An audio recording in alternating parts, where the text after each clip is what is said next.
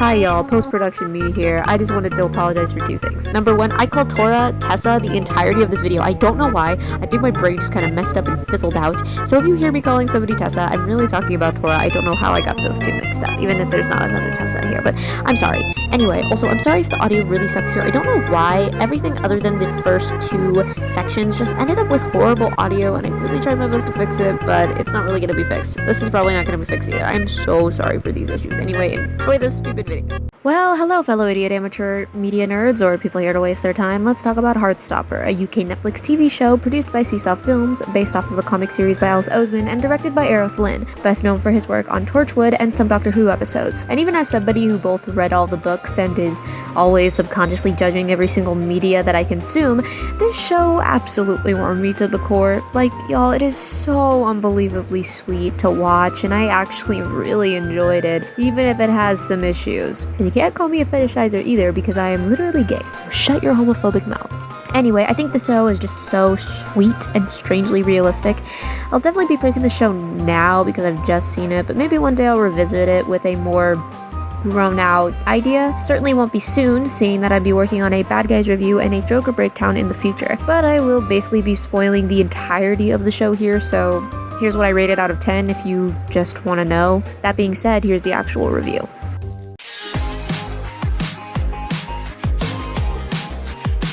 The show follows openly gay Charlie Spring, a student in high school set in the UK, and his friendship and relationship with quote-unquote straight boy Nick Nelson. You can tell it's obviously based off of a book, based on the way it's framed and its pace, but I think it works with it quite well. One thing I did actually like was a small difference from the book's protagonist and this protagonist.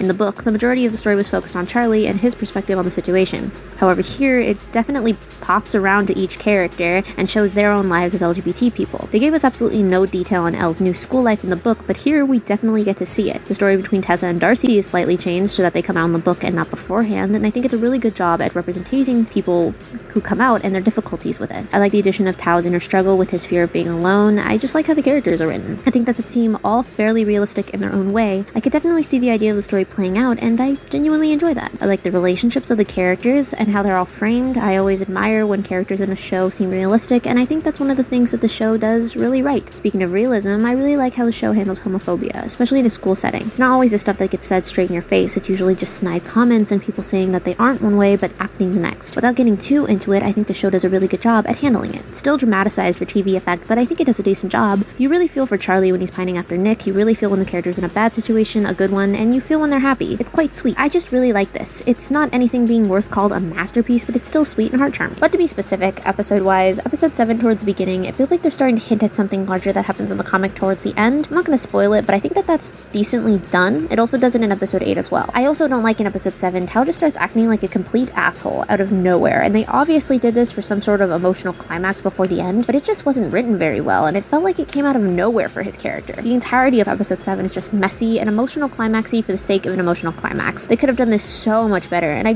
definitely am going to skip this episode when I rewatch it. Mostly, of course, classically so, the pacing gets absolutely way too fast by the last episode. I expected this. Most romance I've seen usually has this trope, but I'm still gonna knock down a little bit of my enjoyment because I hate when romance does it. But still, the ending's cute. Come on, let me turn off my film critic brain just to appreciate how cute this is.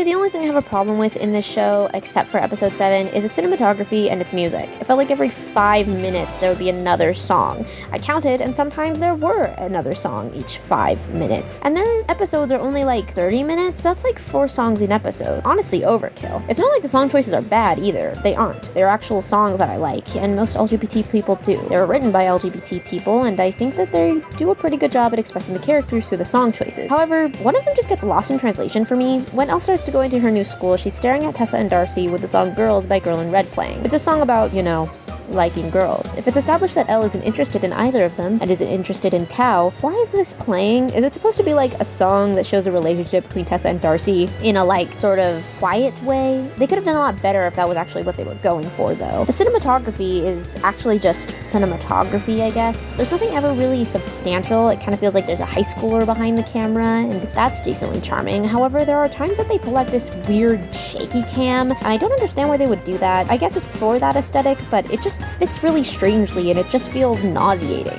However, I did really adore the way that this is editing. It's simple, but with some really great visual effects that actually fit the show perfectly. The doodle style in certain moments is absolutely adorable, especially in episode 3. I really like how some of the lighting in certain places works. In one of the first episodes, we get this really awesome and great imagination scene that I thought was so cool. Some of the darker flashback moments, we get some interesting lighting. Kind of looks like this in the comic, and I think that's what they were trying to go for, but I still really love it. I like the small editorial changes and the whole comic book appeal with the doodles. It just pays homage to the original source material. They do a really great job. I think it's just creative and really cool.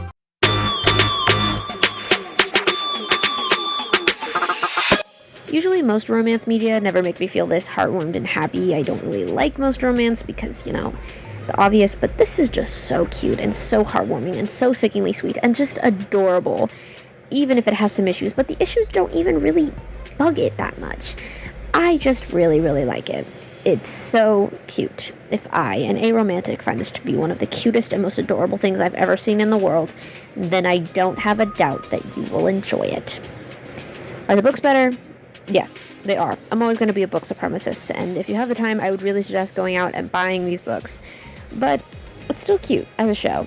I just know this is about to become a cute little comfort show for many LGBT people. It's sweet, nice, adorable, heartwarming little show for all of us. The frog, the frog, the frog, the frog, the frog, the frog, the frog, the frog, the frog.